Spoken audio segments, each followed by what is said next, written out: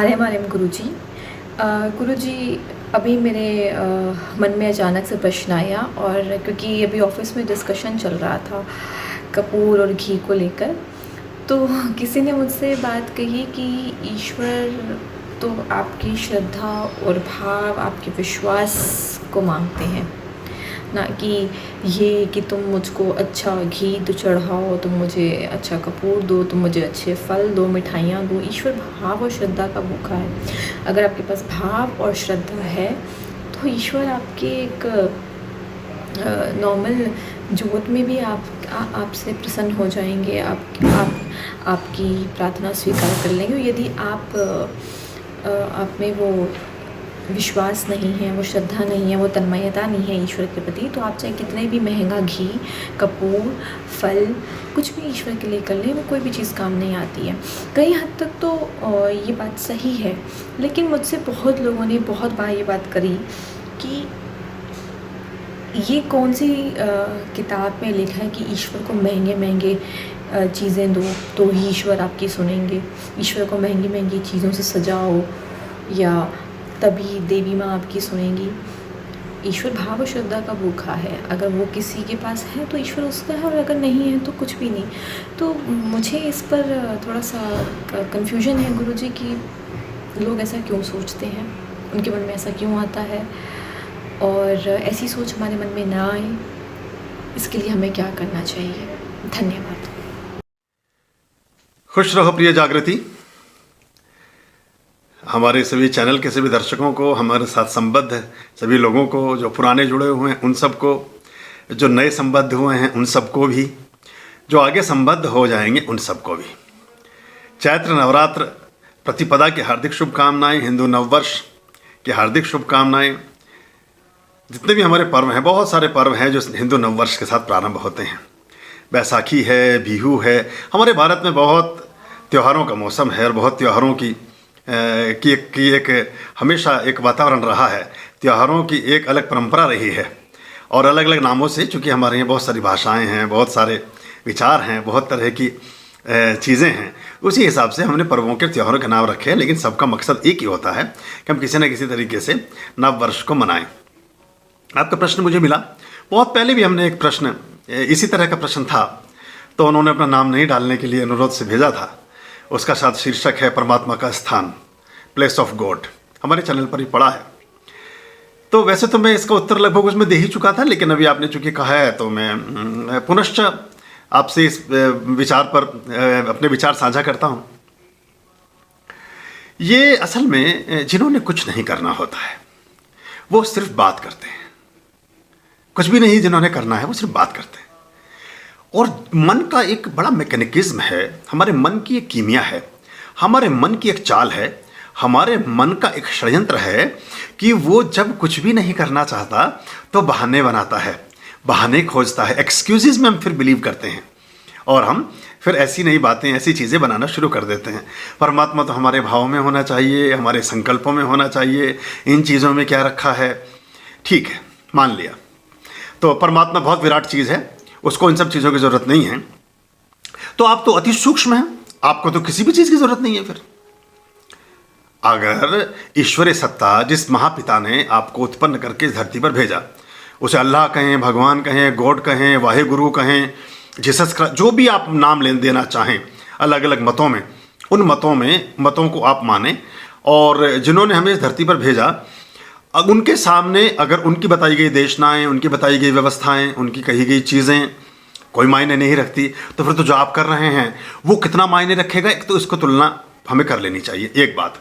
दूसरी बात ये कि जब परमात्मा को इन चीज़ों की ज़रूरत नहीं है तो आपको ब्रांडेड कपड़े, बोरी का एक टाट लपेट लीजिए ना, क्या क्या फ़र्क पड़ता है? भाव अच्छा होना चाहिए। आपके भाव की महिमा है, भाव तो बहुत पवित्र है आपका।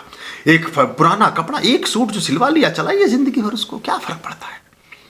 एक जो पत्तल, लोहे जो पत्तल आती हैं पेड़ की, पत्तल बनाइए, उसमें बैठकर खाना खाइए। एक नीचे मिट्टी का चबूतरा बनाकर उस पर लेटिए, तो बहुत पवित्रता की बात है। परम आप बिल्कुल आदिवासी वाली स्थिति में हो जाएंगे और बहुत अच्छे हो जाएंगे, परमात्मा के बहुत निकट हो जाएंगे आप। क्योंकि फिर इस गजेट्स की क्या ज़रूरत है? फिर ये आईफोन 12 मैक्स प्रो, फिर ये गजेट्स, फिर ये महंगी ब्रांडेड घड़ियाँ, फिर आपको सारी चीज़ें, फिर आपको गाड़ी, आपको जगुआर या आपको मर्सिडीज़ या फरारी, सब ये घोड़ा तांगा बहुत है। और घोड़े तांगे को भी क्या कष्ट देना बेचारे को, पशु को क्या ताड़ना देनी, पैदल ही चलते हैं, क्या दिक्कत है। अब जो ये सो कॉल्ड अमेरिका में और इंग्लैंड के, यूरोप के जिनको स्वप्न आते हैं, स्वप्न नहीं आएंगे उनको, कभी पहुंच नहीं पाएंगे वहाँ। पहुंचने के लिए तो फिर आपको बिल गेट्स होना पड़ता है, और वो फिर अपनी 99% संपत्ति दान करते हैं इन कामों के लिए जो परमात्मा से संबंधित हैं, फिर उसके लिए करते हैं। वो तो उतने बड़े तो आप कभी हो नहीं पाएंगे। तो चूंकि विचार में ही दोष छिपा है, तो अब अगर थोड़ा सा इसको कड़वे ढंग से ना कहूँगा तो समझ ना आएगा आपको कभी भी। तो हल्का सा कभी कभी हमें, एक कुम्हार है ना, हम सहार भी देते हैं घड़े को और चोट भी मारते हैं, तब जाकर के वो शेप ले पाता है ना, वो जो आकृति है तब वो हो पाती है, तब वो पूर्ण परिपूर्णता को उपलब्ध होती है। तो ये एक हमारा काम है, ये चोट मारना और सहार देना, ताकि वो सही स्वरूप में को पहुंच सके। तो फिर किसी भी चीज़ की ज़रूरत नहीं है, फिर आपको इन मल्टीनेशनल्स कंपनियों में काम करने की क्या ज़रूरत है। आपका भाव तो बहुत ठीक है, पेड़ के नीचे बैठे जो परमात्मा ने दे दिया, यानी परमात्मा तो है ही नहीं। फिर तो जो आपको मिल गया, जो पेड़ से कुछ फल टपक गया, आप खा लीजिए, फिर क्या ज़रूरत है उसकी। फिर इन बड़ी बड़ी कंपनियों, फिर हवाई जहाज़ में बैठकर अमेरिका कैसे पहुंचिएगा, फिर तो वो एक डोंगी बनवाइए लकड़ी के, उतर जाइए समुद्र में। भाई क्या इस सब की क्या ज़रूरत है। ये भाव चाहिए ना आपका, सभी कार्यों के लिए एक भाव चाहिए, और फिर तो किसी भी चीज़ की आपको कहीं कोई आवश्यकता नहीं है।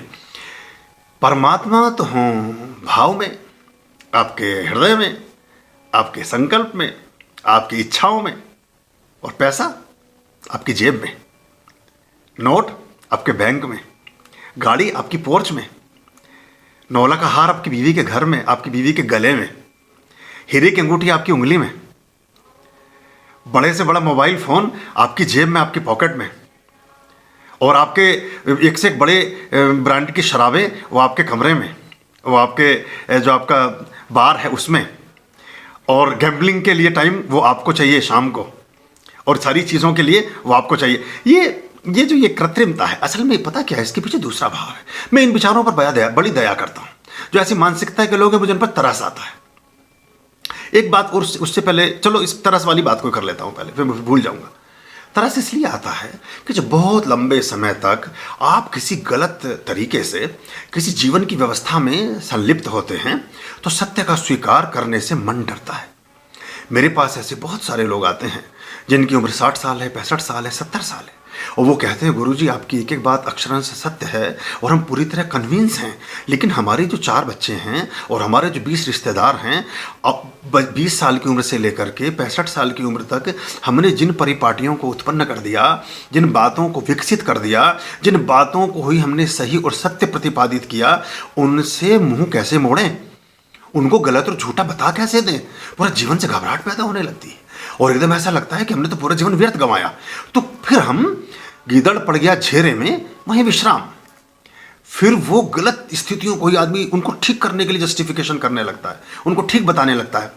महाराजा रणजीत सिंह ने कई 100 किलो सोना बनारस में जो ज्योतिर्लिंगम है भगवान शिव का, वहां पर चढ़ाया। हीरे की आंखें हैं तिरुपति भगवान की, जितने, और आप सिर्फ हिंदुओं के मंदिरों को तो गणना शुरू करें तो लुटेरों ने लूट लिया। हम 750 वर्षों तक पूरा देश हमारा, जिसकी आबादी उस समय 20 करोड़ 18 करोड़ के आसपास थी, 750 वर्षों तक बिना कोई भी आदमी के कुछ भी किए बिना सिर्फ सोमनाथ के मंदिर के स्वर्ण को विक्रय करके अपने देश का पालन कर सकते थे। अभी तक भी चलता रहता, अभी तक भी चलता रहता। इतना सोना था वहाँ। 17 बार महमूद गजनवी ने उसको लूटा। और हम हिंदू इन्हीं विचारों में, भाव अच्छा होना चाहिए, ये होना चाहिए। जब वहाँ लुटेरे पहुँचे तो उनमें क्या, देखिए चालाकी क्या चली इन लोगों ने। इन्होंने कहा कि जितने सोने के घंटे हैं, जितने सोने की मूर्तियाँ हैं, जितने चांदी के बर्तन हैं, जितने कलश हैं, इस हम जो हैं हम नहीं लूट रहे, कुछ नहीं कर रहे। 10,000 प्रीस्ट ने घेर लिया था सोमनाथ मंदिर को। 10,000 पुजारी, पंडित और योद्धा मंदिर को घेर कर खड़े हो गए। उनके साथ 750 800 सिर्फ सैनिक थे गजनवी के साथ। तो उन्होंने देखिए क्या चाल खेली। उन्होंने कहा कि हमें कुछ लूट नहीं करनी, पर एक काम करो, आपको हम छूट देते हैं, आप लूट लो। जो घंटा ले जा सके घंटा ले जाओ, जो चांदी के बर्तन ले जा सके बर्तन ले जाओ, जो ले जा सकता है वो ले जाओ। हम आप में बांट देते हैं इस चीज़ को। और देखिए हम कितने दयनीय बुद्धि से, विचारों से, कि हमने उनकी बात को, हमारा माल हमें ही दे रहा है एक आदमी और हम उसे स्वीकार कर रहे हैं। और वहाँ जो प्रीस्ट थे, पंडित थे, पुजारी थे, सब थे, उनमें लूटपाट मच गई। कोई घंटा उतार के ले जा रहा है, कोई मूर्ति उठा के ले जा रहा है, कोई दिया उठा के ले जा रहा है। ये हिस्टोरिकल फैक्ट है।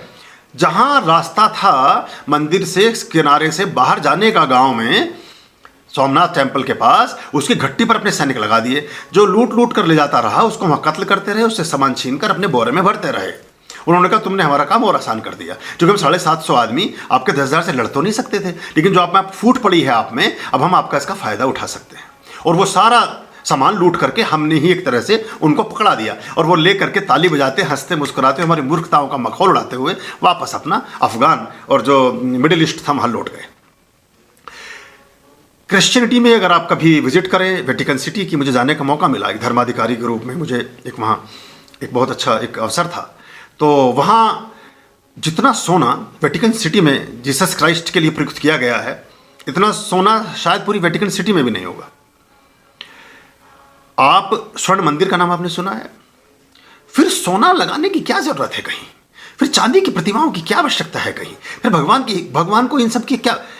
इसके पीछे दूसरा पक्ष है। इसके पीछे पक्ष ये होता है कि जब आप सोने, चांदी, हीरे, मोती, बहुमूल्य वस्त्र, बहुमूल्य द्रव्य, बहुमूल्य पदार्थ, बहुमूल्य चीज़ों का अर्पण करते हैं, तो आप अपने लोभ को एक कदम पीछे हटा लेते हैं।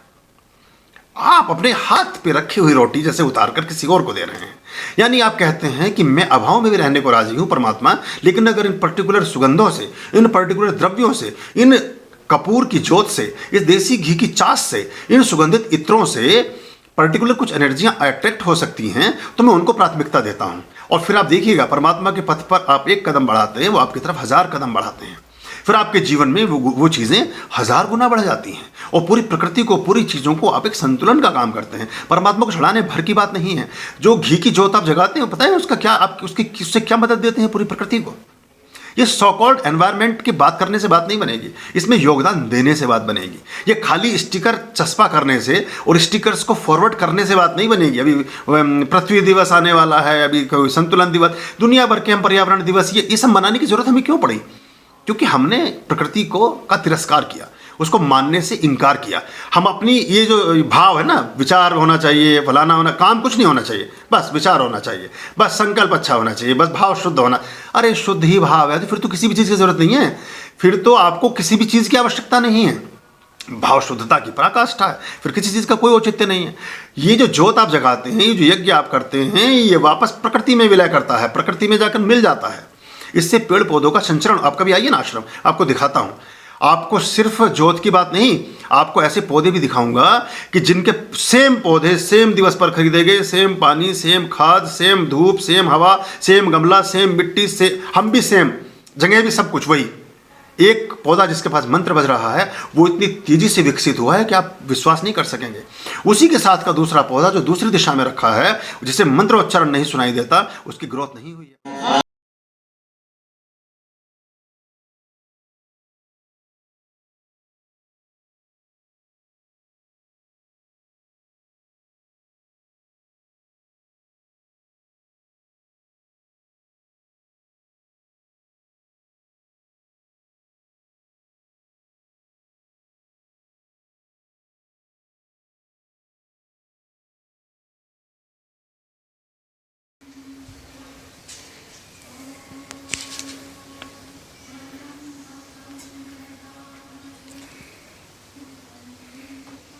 जो आपने पहला चित्र देखा है, उसके पास हमारा म्यूजिक का एक बॉक्स रखा है जहाँ निरंतर मंत्रोच्चारण चलता रहता है। वो लक्ष्मी कमल हैं। उन लक्ष्मी कमल का जो पुष्प का भाग है वो 1 बिलांत के आसपास का है। दूसरे वीडियो में जो आपने देखा है वो रखा है आने वाले रास्ते के पास।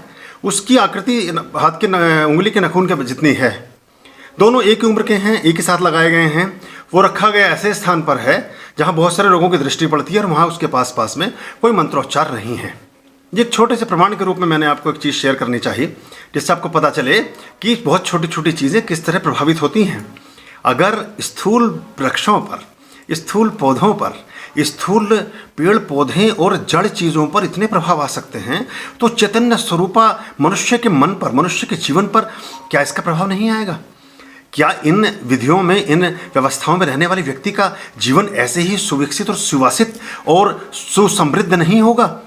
ये सोचना चाहिए हमें। आज की बात नहीं है, 70s में ऑक्सफोर्ड यूनिवर्सिटी में पंडित रविशंकर ने बाकायदा इस पर एक रिसर्च की, और वहाँ के वैज्ञानिकों ने कहा, वहाँ के जो जितने भी रिसर्चर थे उन्होंने कहा कि हमने सुना है कि भारत के संगीत में, भारत के मंत्रों में बहुत अद्भुत शक्ति है और वो बहुत बड़ा कमाल करने की ताकत रखते हैं। तो उन्होंने कहा कि मैं इसका प्रत्यक्ष प्रमाण आपको दे सकता हूँ। ये ऑक्सफोर्ड यूनिवर्सिटी में भी है, हमारे भारत में भी लिखा हुआ है, इतिहास में कहीं भी फाइंड करेंगे, रविशंकर जी की जीवनी पढ़ेंगे, उसमें भी उल्लेख है इसका। उन्होंने कुछ पौधे लगवाए क्यारी में, दूसरी क्या, 4 क्यारियाँ बनवाई, और 4 क्यारी में चारों तरफ सेम बीज, सेम पौधे वहां पर रोपे गए। पंडित रविशंकर ने जिन पौधों की तरफ बैठ करके सितार का और मंत्रों का उच्चारण किया, वादन किया, उन पौधों की ग्रोथ कई गुना अधिक हुई। उन पौधों पर फूल शीघ्र लगे, वो पौधे जल्दी पल्लवित हुए। सिर्फ एक क्यारी के पास बैठकर वो सितार बजाते थे, 3 क्यारियां उन्होंने छोड़ दी, सेम माली, सब कुछ एक जैसा था। वो पनपे नहीं, वो विकसित नहीं हुए। और जिन पौधों के पास बैठ कर के मंत्र बजाए, जिन पौधों के पास बैठ कर के संगीत की ध्वनि का प्रतिपादन किया, उन पौधों की ग्रोथ देखने लायक थी। फैक्ट आज भी हिस्टोरिकल एक फैक्ट के रूप में उल्लेख किया जाता है, इसका हमारी हिस्टोरिकल चीज़ों में लिखा हुआ है।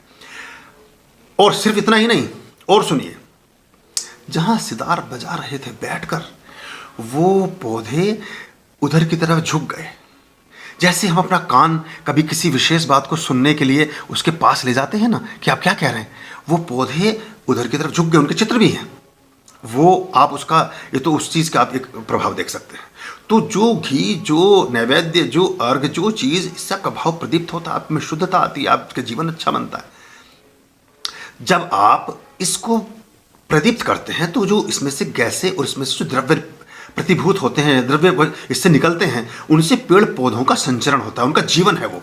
जब प्रकृति का संचरण होता है तो घास फूस, फल सब्जी, ये सारी चीज़ें बढ़ती हैं, पल्लवित होती हैं, तेजी से विकसित होती हैं।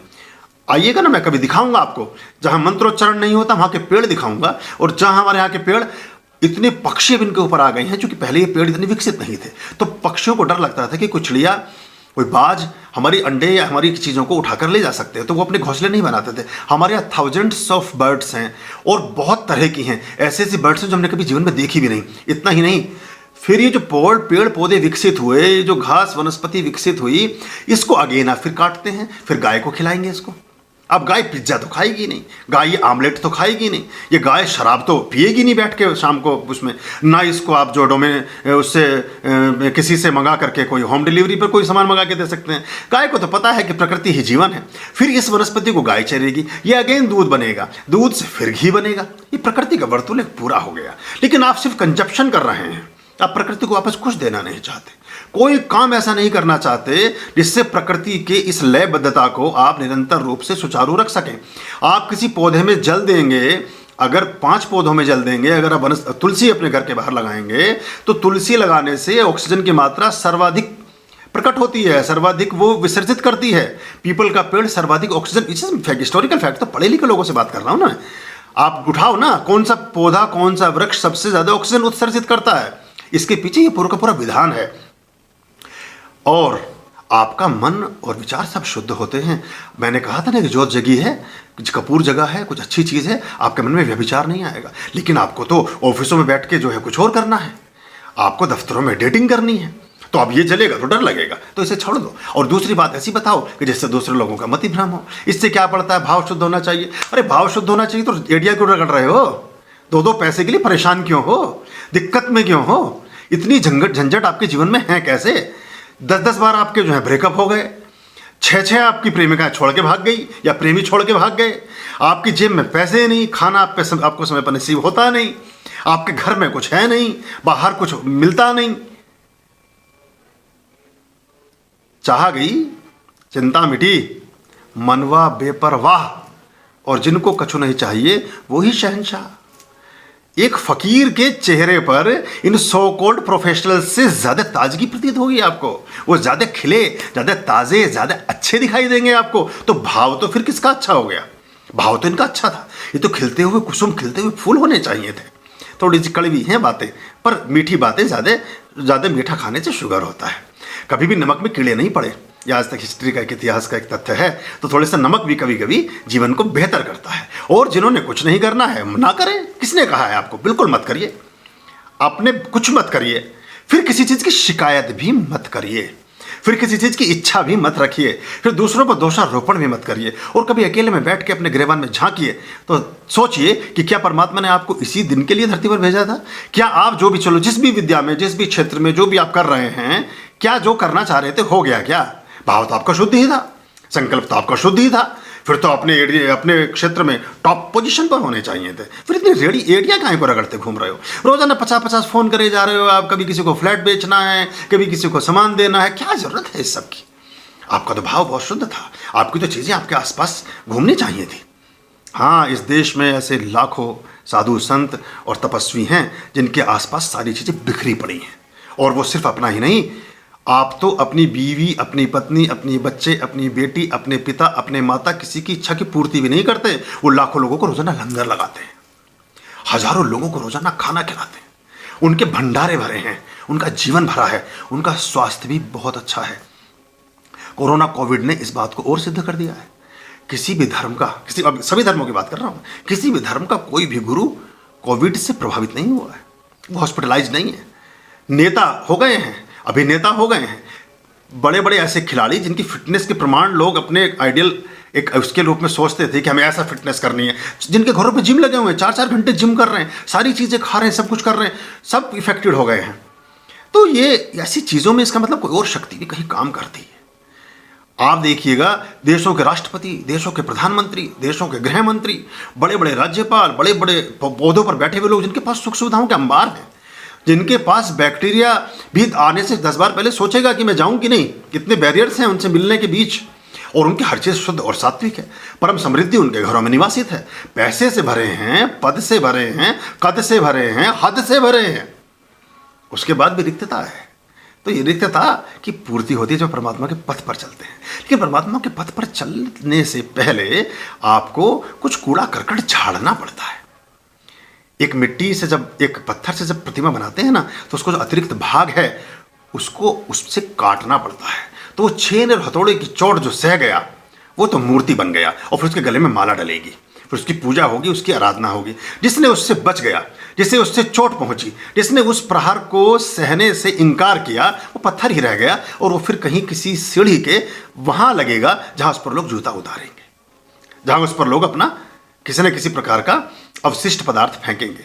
तो अगर आपने पूजना है तो आपको कष्ट सहने होंगे। ये कष्ट ही तो हैं, अपनी इच्छाओं की विमुक्ति कर देना।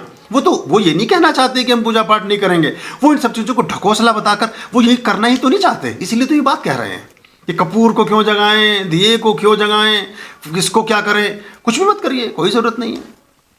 आप अपना जीवन देखिएगा, या देख लीजिए आज भी, और 10-20 साल बाद देख लेना। ये कोई मेरी कोई आपके प्रति ऐसी कोई बुरी भावना नहीं है, लेकिन मैं ऐसे परिणामों को जानता हूँ। मेरे संपर्क में पिछले 30 वर्षों में मैं सभी लोगों के ग्राफ को बहुत अच्छे से देख रहा हूँ जो इन तमाम चीज़ों में संलिप्त हैं। उसमें से 70% का तो कैंसर का इलाज चल रहा है। नाम बता सकता हूँ, अच्छा नहीं लगेगा, मेरे मित्र हैं सब, मेरे परिचित। किसी को कुछ है, किसी को कुछ समस्या है, किसी को कोई परेशानी है, ना उनका घर सुखी है, ना उनका मन सुखी है, ना उनका जीवन सुखी है, ना उनका स्वास्थ्य ठीक है, ना उनकी पद प्रतिष्ठा है, कुछ भी नहीं है। और वो इतने परेशान हैं कि बस उस परेशानी का वो किसी को बता भी नहीं सकते। तो ये परिणाम हमारे परिमाणों को तय करते हैं, और परिमाण हमें परिणाम तक ले जाते हैं। तो ये आप ख्याल रखें, और ये आपके स्वांत सुखाय है, इसका ज़्यादा प्रचार भी ना करें, ज़्यादा हल्ला बुल्ला भी ना करें। भोजन और भजन नितांत निजी है, अपने लिए करें तो आपको लाभ प्राप्त होगा। मैं तुम्हें जानता हूँ जागृति, ये तुम्हारा प्रश्न है ही नहीं, लेकिन जो लोग तुम्हारे इन कामों को, जो तुम श्रद्धा भाव और आस्था विश्वास के साथ करती हो, इनको देख करके तुम्हें जब कचोटते हैं, ये उनके प्रश्न और उनकी शंकाएं हैं, और वो भी बेचारे आधे अधूरे हैं। वो इस बात को पूरे भरोसे से नहीं कह सकते हैं, लेकिन किसी बात को नकारने के लिए कुछ तो कहना पड़ेगा ना। और ये तो वो युग है कि व्यक्ति अपने माँ बाप, भाई बहन को स्वीकार करने के लिए और उनको मानने के लिए तैयार नहीं है। परमात्मा तो बहुत दूर, अनदेखा, अदृश्य लोक का अस्तित्व है, उसके प्रति कैसे ग्रेटिट्यूड से भरिएगा। अभी तो इतने स्वार्थ से हम जुड़े हैं कि अगर स्वार्थ की पूर्ति नहीं है तो पति पत्नी का नहीं, पत्नी पति की नहीं, बेटा बाप का नहीं, बाप बेटों से कोई संबंध नहीं रखता, बहन भाई का कोई लेना देना नहीं, किसी संबंध का कोई लेना देना। जब इतने कृत्रिम आवरण में आप बंधे और फंसे हों तो वहाँ विराट और ऐसे अस्तित्व की बात करना, इसके लिए आपको बहुत शुद्ध हृदय चाहिए, बहुत शुद्ध चित्त चाहिए, तब ये चीज़ें फलित हो सकती हैं। उनको सुनाइएगा, उन लोगों को जिन्होंने आपसे बात की है, वो इसे भी अस्वीकार करेंगे, उनके गले से नीचे उतरेगी नहीं ये बात। लेकिन अगर थोड़ा सा भी उनके अंदर, उनके हृदय में कहीं ईश्वरीय ज्योत की प्रदीपन संभव हुआ तो घर पर जाकर आज रात को सोचेंगे अवश्य। हमने बहुत मोटे मोटे बड़े बड़े शब्द अपना सुन लिए, उनको इस्तेमाल करने लगते हैं और उनको हम गाने लगते हैं। ईश्वर तो श्रद्धा और विश्वास का भूखा है। भूखा? ईश्वर क्यों होगा भूखा? ईश्वर इस पूरे चराचर जगत जिसमें ऐसे बहुत सारे ब्रह्मांड हैं, बहुत सारी धरतियां हैं, बहुत सारे अस्तित्व हैं, उन सबके परिपालक हैं, उन सबके पोषण और उनका वर्धन करने वाले हैं। वो आपके भूखे हैं। भाव की भी क्या जरूरत है? भाव के भूखे काहे को होते वो तो आपके भाव और विश्वास के भूखे नहीं है। उनकी तो सदा शयता थी, उनकी कृपा थी, वो दयालु थे, उनके मन में एक ईश्वरीय सत्ता में एक स्थिति क्लिक हुई और आपको जीवन का जन्म मिल गया। अब तो इस जीवन को जन्म मिलने के उपकार को स्वीकार करते हुए परमात्मा के प्रति अगर किसी अहोभाव से भरे हैं, किसी ग्रेटिट्यूड से भरे हैं, किसी भाव से भरे हैं, तो वो परमात्मा के प्रति आपका समर्पण है। लेकिन ये भाव कैसे नहीं? श्रद्धा समझते हैं क्या है? सा बना है समर्पण से, धा बना है धीमहि बुद्धि से। जिसकी बुद्धि पूर्ण रूपेण समर्पित है, जिसकी बुद्धि पूर्ण रूपेण समर्पित है, वो इफंड बट नहीं करता है। संशयात्म विनश्यति, जिसके मन में संशय है, अविश्वास, फिर संशय हो गया तो अविश्वास तो अपने आप आ गया। अब विश्वास के साथ संशय कभी नहीं होता, और ना संशय होता है वो विश्वास कभी नहीं होता। विश्वास क्या है? वी कहते हैं विशिष्ट को, श्वास कहते हैं हमारी जो आने जाने वाली हमारी ऑक्सीजन की जो आरोह अवरोह है, हम जो सांस लेते और छोड़ते हैं, जो विशिष्ट ढंग से हर समय कहते हैं ना, सांसों की माला पे सिमरू में तेरा नाम, ये तो फिल्मों में डाल के गीत लोगों ने खराब कर दिए। यूसुफी संतों के गीत हैं, वो कहता है कि मेरी आने वाली जाने वाली सांस पर मैं तेरा ही नाम सिमरता रहूं मेरे परमात्मा। तो ये फिर विश्वास हो गया। लेकिन क्या ये अवस्था है? ये क्या स्थिति है आपकी? अगर ये है तो फिर तो ये सवाल कभी पैदा ही नहीं होगा। ये प्रश्न ऐसे लोगों के मन मस्तिष्क में कभी उत्पन्न ही नहीं हो सकता। और आप देखिएगा, जो ये घी के दिए जगाते हैं उनके घरों में भंडार मिलेंगे घी के। जो ये कपूर जगाते हैं उनके घरों में कपूर के भंडार मिलेंगे। कर्पूर गौरम करुणावतारम संसार सारम भुजगेंद्र हारम सदा वसंतम हृदय अरविंदे भमम भवामी संहितम नमामि। आप जो हैं वहाँ आपके अंबार मिलेंगे सब चीज़ों के। और जो ये रुद्राभिषेक करते हैं उनके घर पे दूध के भंडार मिलेंगे, दही के, शहद के, गंगाजल के, इन सबके भंडार भरे मिलेंगे। और बाकी जो कुछ भी नहीं करते इनके घर पे रिक्त मिलेंगे आपको। ये जब मेहमान आकर बैठ जाएगा तो दूध की थैली भी तब लेने जाएंगे बाहर के सड़क के जो दुकान है आसपास में, वहाँ जाने के लिए। क्या? क्योंकि वो तो दूध में तो बिलीव ही नहीं करते, वो तो दूसरी चीज़ों में बिलीव करते हैं। उनके भंडार रखते हैं अपना, गाड़ी में भी मिलेगा भरा हुआ और वो बाकी जगह पर भी मिलेगा। खैर, वो किसी का व्यक्तिगत बात है, उससे हमें लेना देना नहीं है। क्योंकि अगर पूरी सद्बुद्धि प्राप्त हो गई, पूरा ही सब कुछ अच्छा फलित हो गया तो जीवन बदल जाएगा। फिर आप राजाओं की तरह जिएंगे। और परमात्मा ने कुछ ऐसे कर्म निश्चित कर दिए, आपके कर्मों ने आपके जीवन को ऐसी दिशा में निश्चित कर दिया कि जहां आपने पाप भोगना है, नरक भोगना है। तो बुरे विचार हमें घेरे रखेंगे, क्योंकि हमारा जो भाग्य है वो हमें नरक को भोगते रहने के प्रति मजबूर किए हुए हैं। तो हम उससे पृथक और च्युत नहीं हो सकते। तो श्रद्धा होना चाहिए, विश्वास। ये श्रद्धा विश्वास शब्दों को आप जानते ही नहीं है कि होते क्या हैं, और ये कैसे पैदा होते हैं, और कैसे इनको विकसित किया जाता है, और कैसे इनको पोषित किया जाता है। ये खाली जबान हिलाने से बात नहीं बनती है, इसको जीना पड़ता है। और ये मन, वचन और कर्म तीनों चीज़ों से साथ साथ चलता है। पूरा इसका क्रम है। ये या तो सारी चीज़ें होती हैं या कुछ भी नहीं होता है, या तो सब कुछ होता है या कुछ भी नहीं होता है। परमात्मा की मर्जी के बिना पत्ता भी नहीं हिलता, और जिन्हें सब कुछ चाहिए उन्हें कुछ भी नहीं मिलता। विषयों की तरफ इशारा किया है। मैं इस पर 5-7 घंटे लगातार बोल सकता हूँ। और जिन्होंने कहा कि किस पुस्तक में लिखा है, कौन सी पुस्तक पढ़ी है, मुझे जरा नाम बताइए। आप मुझे उस पुस्तक का नाम बताइए जिस पुस्तक में ये नहीं लिखा हो। देखिए, चलो एक रेफरेंस के रूप में आपको बता देता हूँ। ऋग्वेद को तो मान लोगे ना, 80,000 साल पुराना है। 10,000 साल पुराना तो अंग्रेजों ने भी मान लिया, बेचारों ने छाती में पत्थर रख के उन्होंने भी कहा 10,000 साल पुराना मान सकते हैं, जिससे ज़्यादा नहीं मान सकते। है तो 80,000 साल पुराना। ऋग्वेद का पहला मंत्र, पहला अध्याय, पहला मंडल, ओम अग्निमीळे पुरोहितम यज्ञस्वदेहे वैमृत्वीयजम होतारम रत्नधातमम्। अब देखिए, मंत्र में अग्निमीळे पुरोहितम, वो कहता है कि इन अग्नि से संबंधित कार्यों को, यज्ञ को, हवन को, प्रार्थनाओं को, सारी चीजों को वो व्यक्ति संपादित कर सकता है। होता रम रत्न धातमम, जिसके पास रत्न है, धातुएं हैं, सोना है, चांदी है, पदार्थ है, लक्ष्मी है। क्योंकि उस समय लक्ष्मी ये कोई मान्यता वाली लक्ष्मी नहीं थी, जो अब नोट आपने छापे, गवर्नर मैं आपको 100 रुपये अदा करने का वचन देता हूँ, फिर से नोटबंदी होती है, सब कागज कूड़ा हो जाता है। यहाँ लक्ष्मी की बात हो रही है, सोने चांदी हीरे मोती की बात हो रही है, वही वास्तव में लक्ष्मी है। तो 100 का नोट रखा हुआ 20 साल बाद 1000 का नोट नहीं हो जाएगा, लेकिन जो 100 रुपये का सोना आपने 20 साल पहले खरीदा था, आज वो 10,000 का हो चुका है। तो लक्ष्मी वही है जो वृद्धि को प्राप्त होती है। तो धातुओं में, रत्नों में जिस चीज़ की वृद्धि हो वो लक्ष्मी है, जिसका जो घटे वो लक्ष्मी नहीं है, वो अलक्ष्मी है। तो अब ये एक मंत्र काफ़ी है कि बहुत सारे सुनाऊं, और बहुत सारे और बाइबल से बताऊं, कुरान से बताऊं, उपनिषद से बताऊं, शास्त्रों से बताऊं, वेदांत से बताऊं, दर्शन से बताऊं, मीमांसा से बताऊं, वैशेषिक विचार से बताऊं, गुरु ग्रंथ साहिब से बताऊं, किससे आप सुनना चाहेंगे मुझे नीचे लिख दीजिए, उसमें से ही बता देता हूं आपको उल्लेख।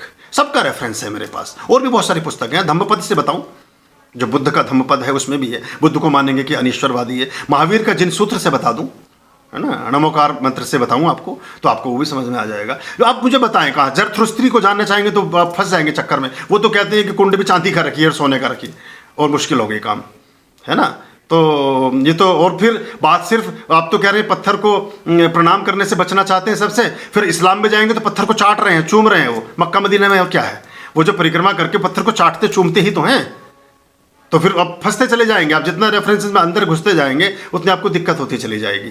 तो है ना, तो ये आप, मैं समझता हूँ कि काफ़ी रहेगा आज के लिए। तो अपना ख्याल रखिए, खुश रहिए अगर हो सके तो, खुश रहिए अगर हो सके तो, क्योंकि ये आपके विचारों पर, आपके कर्मों पर निर्भर करता है खुश रहना। ये कहीं से खरीद कर नहीं लाया जा सकता। पैसा तो ठगा जा सकता है, चीज़ें तो हथियाई जा सकती हैं, पद भी किसी सिफारिश और किसी प्रलोभन और किसी धन की खर्चे से पाया जा सकता है। किसी भी जगह कुछ भी, आप बहुत कुछ कर सकते हैं, लेकिन प्रसन्नता या तो दीवाना हंसे या तू जिसे तौफीक दे, वरना इस दुनिया में आके मुस्कुरा सकता है कौन। ओम स्वस्ति अस्तु। आर्यं शरणं शुभमस्तु, संभव करणं अरमस्तु। आर्यं शरणं शुभमस्तु, संभव